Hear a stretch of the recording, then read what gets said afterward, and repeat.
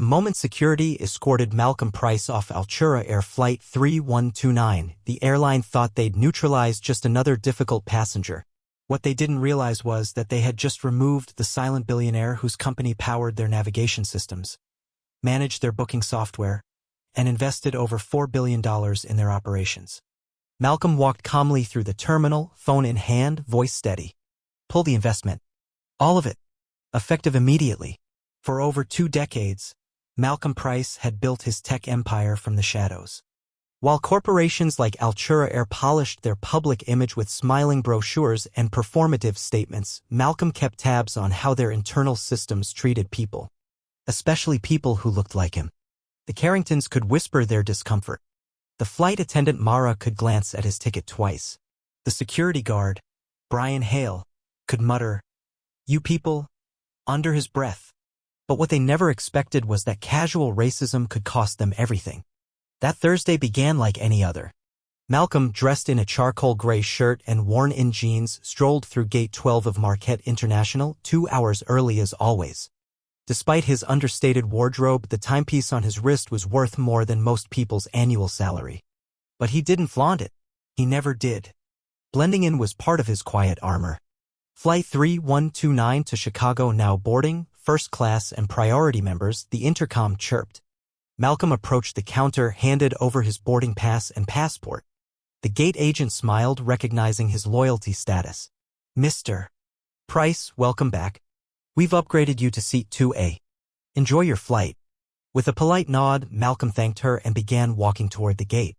Along the way, he paused to help an elderly white woman struggling with her suitcase wheels snagged in the carpet.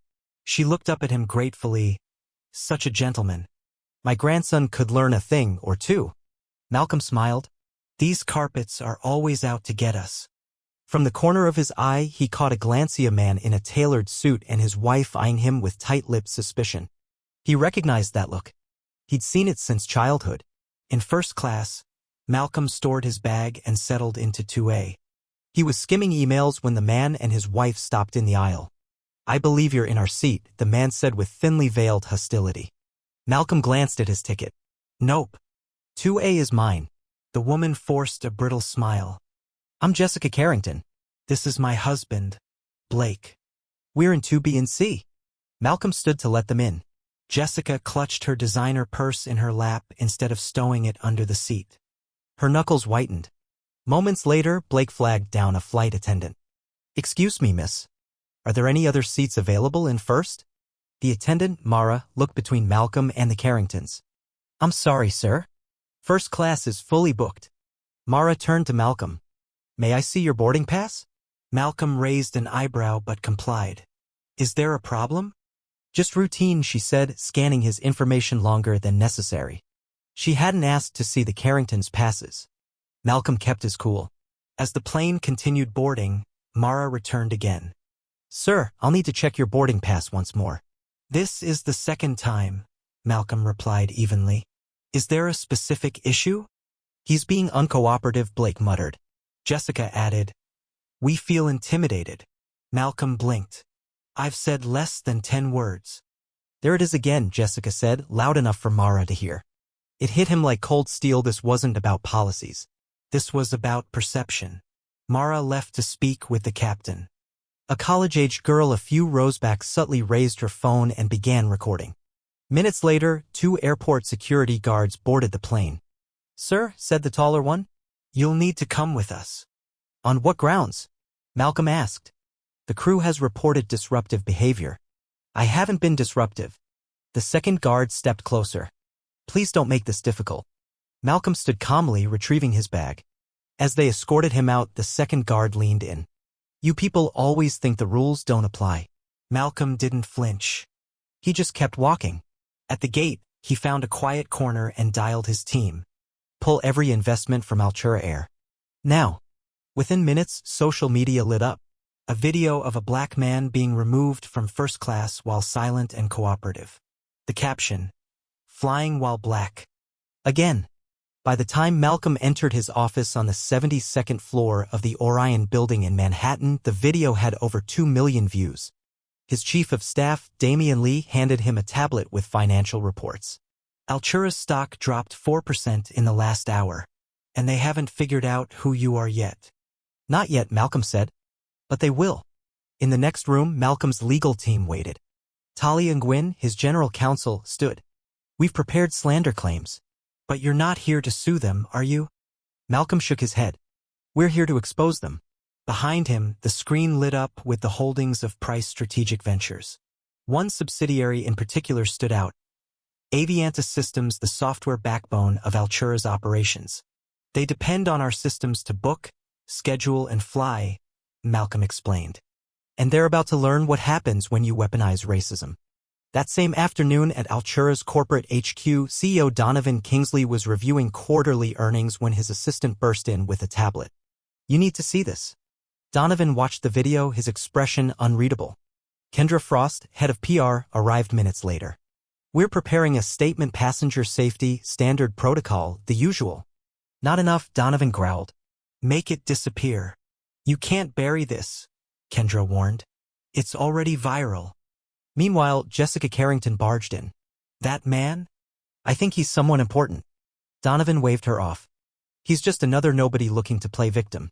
But moments later, Donovan's CFO called in a panic. We're hemorrhaging. Someone is unloading massive stock blocks. We've lost 6% of value in the last hour. Then came the bombshell. They're terminating all our licenses. Booking, navigation, safety, all of it. Effective in 48 hours. Who? Donovan asked, already fearing the answer. Price Strategic Ventures. The man you removed from 2A is Malcolm Price. The blood drained from Donovan's face.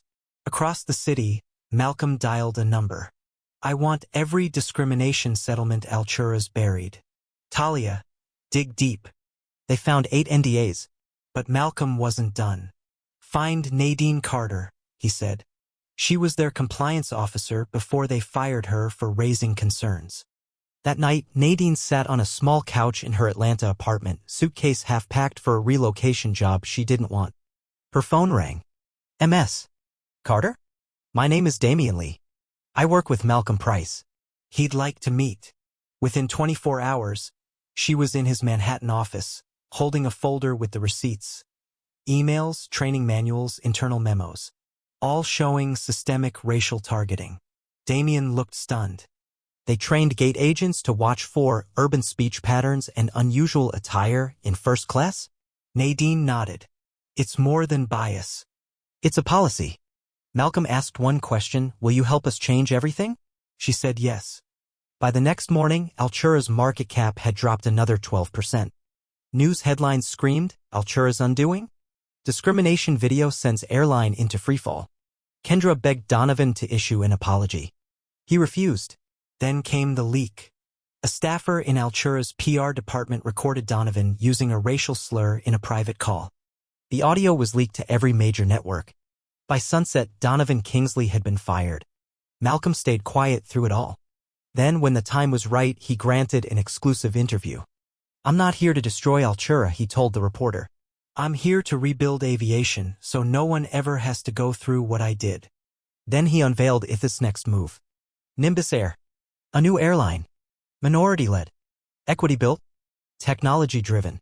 The first fleet was already assembled. The first flights would launch in 90 days. And Malcolm Price wasn't just taking the pilot seat, that was redesigning the whole plane. Within weeks, pilots who had been discriminated against at Altura came forward to join him. Mechanics, flight attendants, engineers, PR experts. It was an exodus. Meanwhile, Altura Air flailed. Their public apologies rang hollow. A class action suit was filed, joined by over 300 former employees and passengers. By the end of the month, Altura's stock had lost 60% of its value. The final blow came when the FAA pulled Altura's safety rating after discovering they tried to blame Malcolm's software for a mid-air incident that was later revealed to be caused by pilot error. 3 months later, Nimbus Air launched its inaugural flight. Malcolm stood in front of the media and declared, "They threw me off their plane. So I built one of my own, and I made sure it had room for everyone." 5 years passed. Nimbus became the most respected airline in North America, with record-breaking safety ratings and an unparalleled diversity record. Other airlines scrambled to catch up. Malcolm's legacy had redefined the sky. On a sunny morning in Nairobi, Malcolm visited the gravesite of his mother. He laid fresh roses and whispered, "I drew the line, Mama. Just like you taught me." Above him, a Nimbus flight soared overhead, its wings casting a shadow across the earth below. And for the first time in years, Malcolm Price felt weightless. Like he finally had a seat. Not just in the sky but in history.